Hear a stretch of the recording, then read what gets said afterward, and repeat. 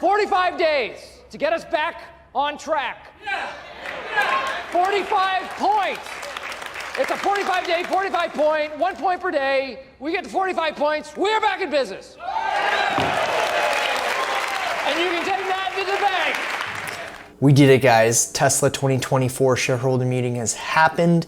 Elon Musk's pay package is approved, and they're moving the legalities from the Delaware court to Texas so we don't have to deal with their corrupt shenanigans. I saw a couple contrasts between the original Michael Scott Dunder Mifflin shareholder meeting and the Tesla shareholder meeting. You guys ever protect the president? No. What about Madonna or Obama twins? Anybody famous? I'm not supposed to talk about it. I'll leave it to Todd. All right, guys. Are you ready? Rock and roll.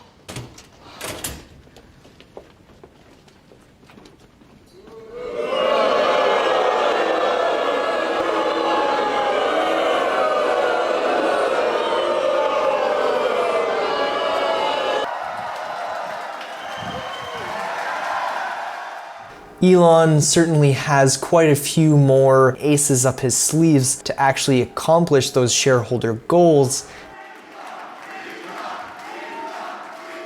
Hey guys, welcome to the Tesla shareholder meeting. And I just want to start off by saying, hot damn, I love you guys. Yeah. We have the most awesome shareholder base.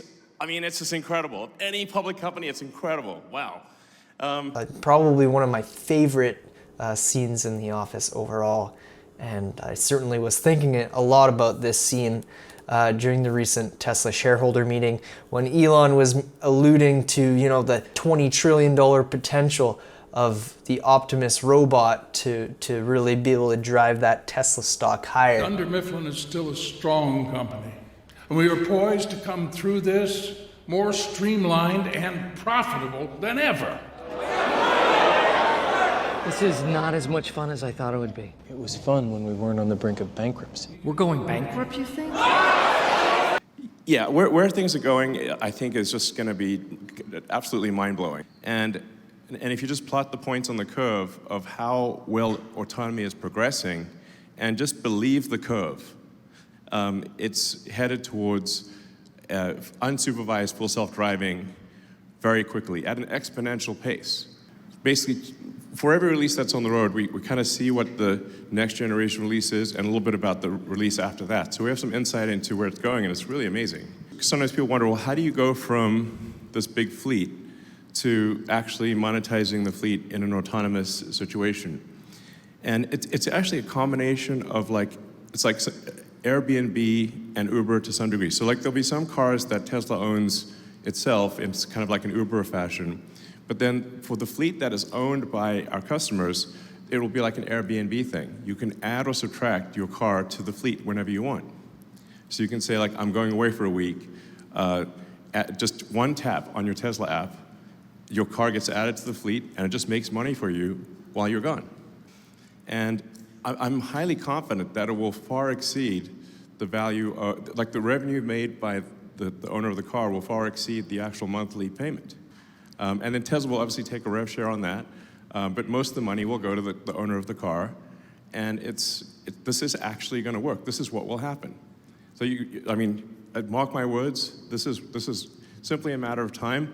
Now, admittedly, I'm a little optimistic sometimes. So I don't have complete lack of self-awareness. But if I wasn't optimistic, this wouldn't exist. This factory wouldn't exist, So.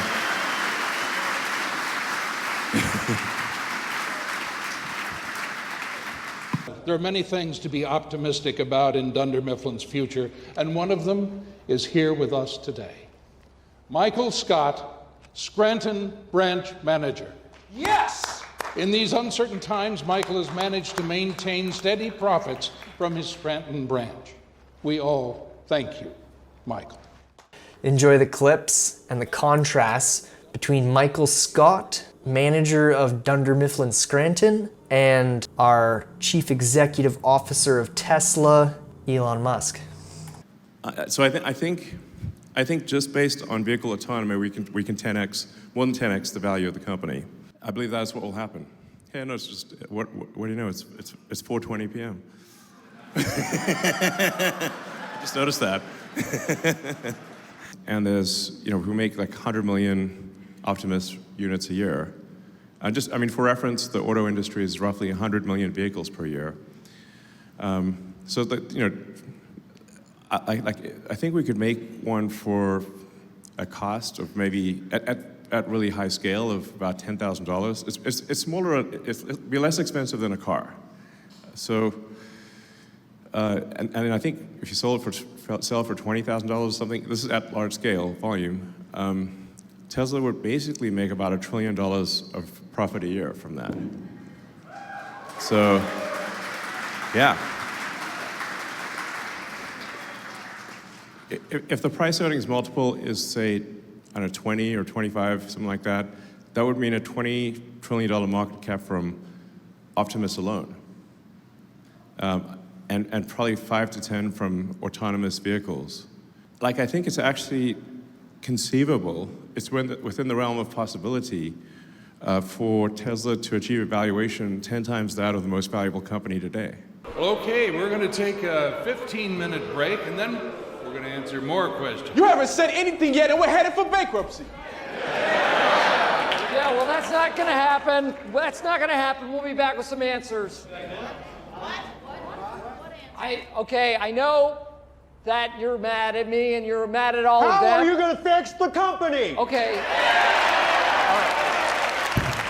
All right. We're gonna go out there during this break, and we're gonna come back with a plan. Okay. We're gonna come back with a plan for you. It's a 45-day plan. 45 days to get us back on track. 45 points. It's a 45-day, 45 point, 1 point per day. We get to 45 points. We're back in business. And you can take that to the bank. And limo lady, we are going completely carbon neutral.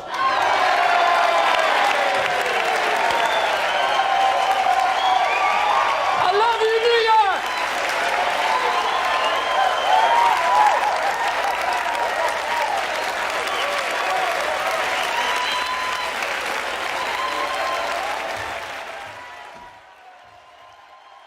Incredibly, while Michael Scott has almost zero ability to deliver results, he has exceedingly more confidence in declaring his goals than Elon Musk does. I mean, Elon is like massively sandbagging. He actually has the ability to deliver these results, but I also enjoyed this part where he made jokes about putting a cap on Tesla shareholder proposals so that they weren't novels, because, you know, one of the ladies was literally just stood there giving her novel about, you know, all these ethical dilemmas and safety at Tesla. You could tell she was just there for the lawyers. And we have expressed concerns about Tesla's workplace for years. And year after year, more harassment and discrimination allegations have emerged, with few visible improvements in Tesla's people management policies or practices to assuage our concerns. Lawsuits and class actions before Tesla now involve thousands of employees, with allegations including repeated use of racial epithets by managers and employees, segregation and discrimination against non-white employees in job assignments, pay and promotion, and retaliation when employees report their experiences. just hilarious, his rebel nature, his renegade spirit. So anyway, so with that, let me get into the presentation. Blah, blah, blah, blah, blah, blah, blah, blah.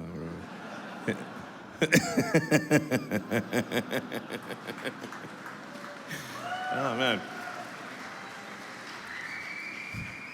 I think it might be worth us just putting a word limit on future shareholder Tesla proposals. It's like you can't have like a novel length, you know. It's kind of like you can't have a whole novel as a Tesla proposal. I'm just gonna run to the bathroom. Will you save my place? Sure. No, you will not. Excuse me? Oh, I'm sorry. Were you raised in a household with no consequences? It'll just be a second. Oh, if onlys and justs were candies and nuts, then every day would be earned to Donk The Fest. next quarter are quite promising.